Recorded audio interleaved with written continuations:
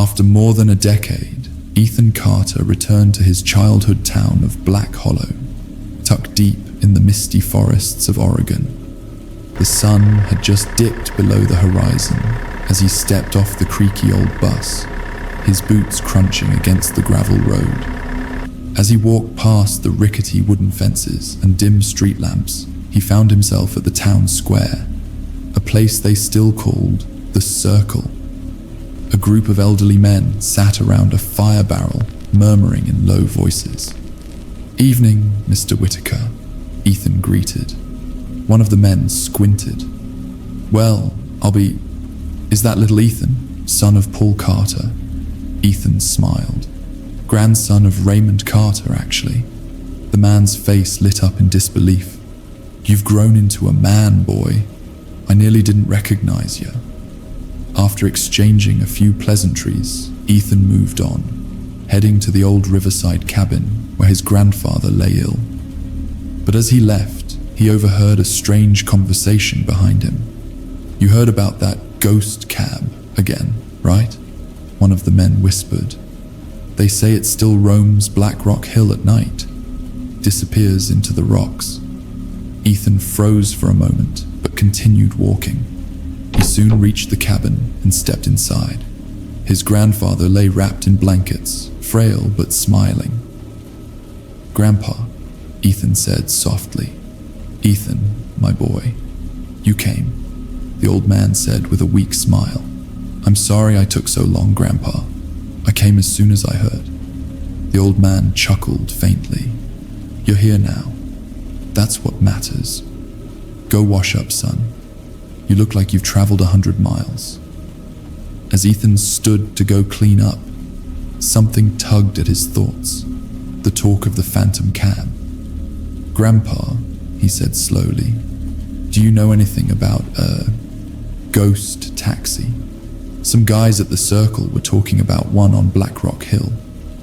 Raymond's eyes twinkled despite his illness. "Still talking about that old legend, huh? Yeah, I've heard it all my life." He paused. "They say there's a cab that appears at 3 a.m. on Black Rock Hill. They say it's not from this world. Some say it leads to another one entirely." Ethan laughed nervously. "You ever see it? Some doors shouldn't be opened, Ethan." But that night, Ethan couldn't sleep.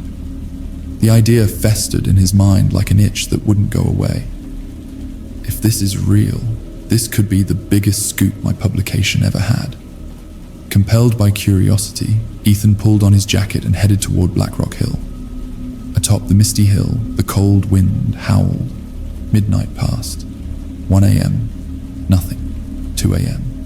Still silence. At precisely 3 a.m., just as Ethan sighed in defeat, he heard it. Chug, chug, chug. The unmistakable sound of a cab engine sputtering in the dead silence. But there was no cab in sight. "What the hell?" he whispered. The sound was coming from inside the hill. Driven by adrenaline, Ethan scrambled up the rocky slope, where a massive stone slab sat embedded into the earth.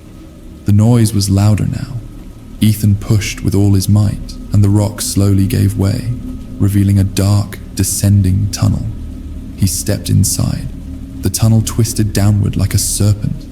At the bottom sat an old, rust-covered yellow cab, headlights dead, engine purring faintly. "Is this real?" Ethan muttered, stepping closer. There was no driver. Suddenly, the engine roared to life on its own. The doors slammed shut behind him. The cab lurched forward. "Let me out! Let me out!" Ethan screamed, banging on the windows. The cab whirled violently in circles. Ethan's vision blurred. He screamed and closed his eyes. Sorry for the interruption. If you're still watching, please hit that subscribe button below. So, let's continue the video. When he opened them again, he was no longer in the tunnel. A strange golden mist blanketed the landscape. Trees glowed faintly, yet one stood blackened and withered, surrounded by nothing but ash. Ethan approached the tree, puzzled. As he did, rain began to fall, but not on the tree. Around it, everything remained bone dry. Then a voice echoed, low and smooth. "Because I dwell here." Ethan spun around. "No one's there," he whispered. "Behind you." He turned again, still no one. "Who's speaking?" he stammered. Then the tree laughed. "Yes, mortal, I speak." "You're a tree," Ethan said in disbelief. "I was once a guardian," the tree whispered. "A celestial being, but a demon stole the crystal heart that gave me life. Without it, I rot. If I return your crystal," Ethan asked, "can you grant me a wish?" The tree's trunk cracked, revealing a faint pulsing glow inside. "Yes, I can restore your grandfather's health." Ethan's breath caught in his throat. "Tell me where this demon is." The demon lived beyond a ghostly, invisible waterfall, which revealed itself only when touched by the blood of innocence. By pure chance, a drop of blood from an injured elephant Ethan had earlier helped heal touched the stream, revealing the demon's lair. Ethan entered the dripping cave. In the center stood the beast, grotesque, taller than 2 men, and its horned head bore a crown with a glowing crystal. The demon snarled, "Come for what's mine, boy. That crystal doesn't belong to you." The beast lunged, and a brutal fight ensued. Ethan dodged, got flung, bruised, bloodied, but he remembered sunlight could destroy the demon. Panting, he baited the beast out of the cave.